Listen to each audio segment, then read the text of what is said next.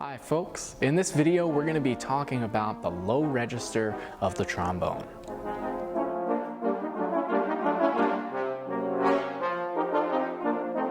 So the low register is a part of the trombone, of the instrument, that I spend a lot of my time in as a bass trombonist, whether it be in the practice room or it be on stage when we get back to doing that after COVID. The low register is something that we need to be sure that we keep related to the rest of our registers. It can be pretty common to go into the low register and start thinking about a very warm, broad sound. And that doesn't work so well for me.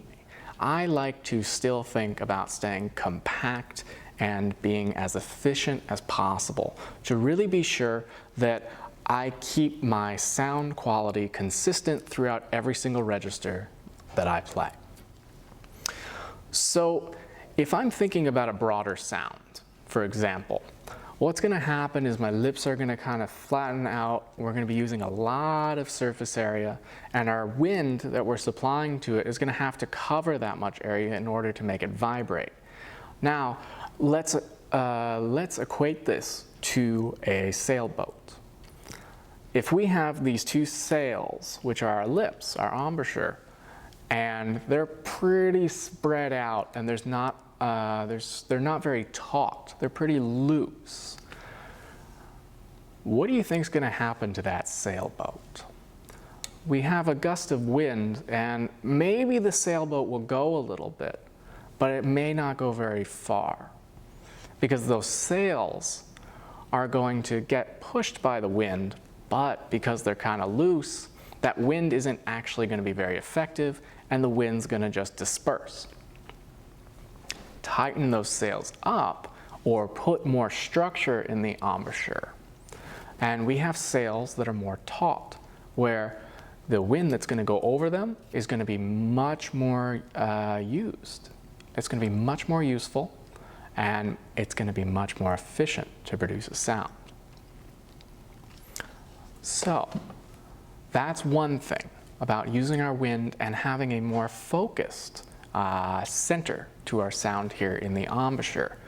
Now, I'm not saying go do embouchure work, but be conscious of this. Be conscious that we want to be more centered and focused on a core in our sound in the low register. While we do want to have as little movement in the embouchure pedagogically as possible, always keep in mind to do as much as you need and as little as you can. An adage that I've kept with me since school. This has been one of the biggest things for everything in my playing, but especially down here. You're going to need to shift. You're going to need to pivot. For a really in-depth look at this little bit that I'm going to talk about, please check out Jim Markey's video on the low register and check out the embouchure stuff he does. You are going to run out of room in the lower register. This is something we need to be aware of. And it's something that we then need to allow ourselves to be knowledgeable about, to allow the embouchure to start kind of slipping out of the mouthpiece a little bit in order to produce the sound we need. Now, I go the opposite way that a lot of people do. For my shift, I end up playing with mostly my bottom lip in the mouthpiece, with my top slipping out. Now, I know about 90%, 95% maybe of other players go the other way. That's completely fine.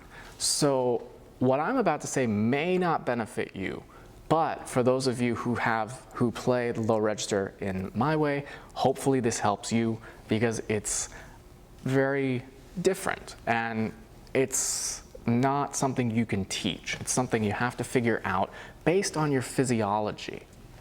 So in the low register, I allow myself to shift and move out of the mouthpiece, especially around the G, but I'm going to show you a B flat and an F. And I'll let you see what the difference in my embouchure is, and try to see if you can see where I am on the horn.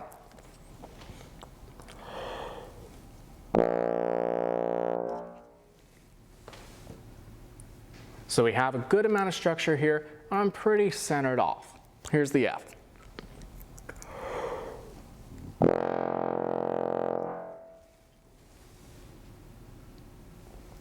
Now, you can see I was right about here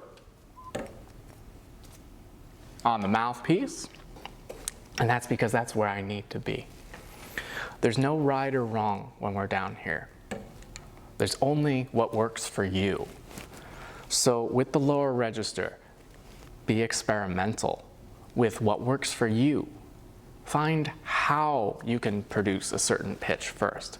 Then ask yourself how little you can really do there and how much you really need to do to get to that shift.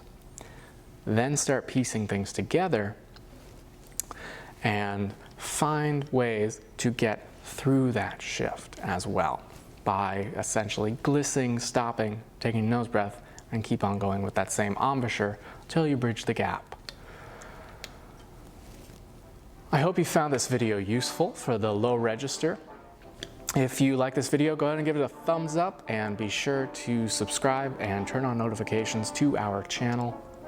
If you have any questions about anything I mentioned in here, please feel free to email me at christopherbassett106@gmail.com. Until next time, I wish you good health, and I'll see you in the next video.